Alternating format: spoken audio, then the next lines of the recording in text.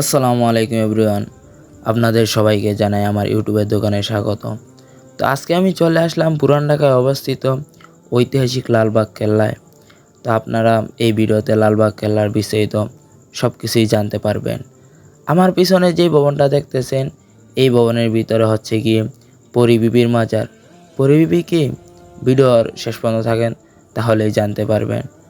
আজকে এই ভিডিওতে লালবাগ কেল্লা নিয়ে বিস্তারিত সব কিছুই বলবো। লালবাগ কেল্লা হচ্ছে গিয়ে বাংলাদেশের ঐতিহাসিক একটি জায়গা। এই জায়গার মধ্যে যতগুলো ভবন দেখতে পাচ্ছেন, সবগুলো ভবনই হচ্ছে গিয়ে মুঘল সময়ে তৈরি করা।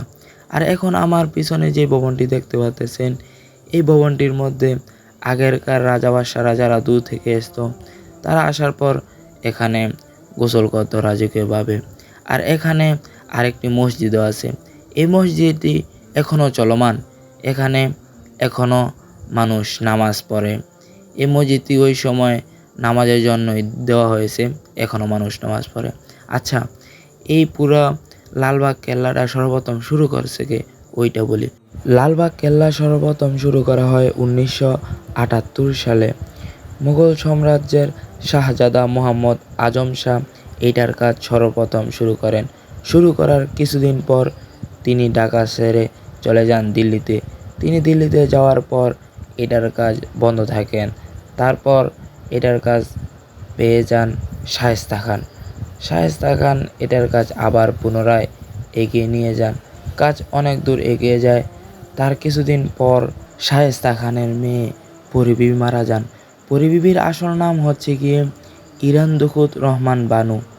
তার ডাকনাম ছিল পরী বিবি, কারণ তিনি দেখতে ছিলেন একদম পরীর মতো সুন্দর। তিনি মারা যাওয়ার পর এটার কাজ আবার পুনরায় বন্ধ হয়ে যান, কারণ শায়েস্তা খান ভেবেছিলেন এটা একটি অশুভ কাজ, এই জন্য কাজটি বন্ধ করে দেন।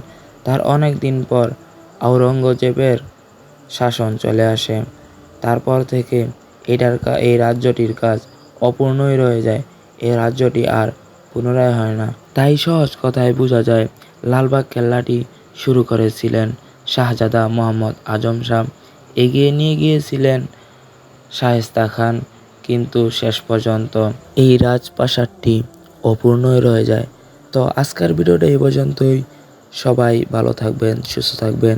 আর এখনও যারা আমার ইউটিউব আইডিটা সাবস্ক্রাইব করেন নাই, সাবস্ক্রাইব করে দিবেন, বেল আইকন ক্লিক করে দিবেন।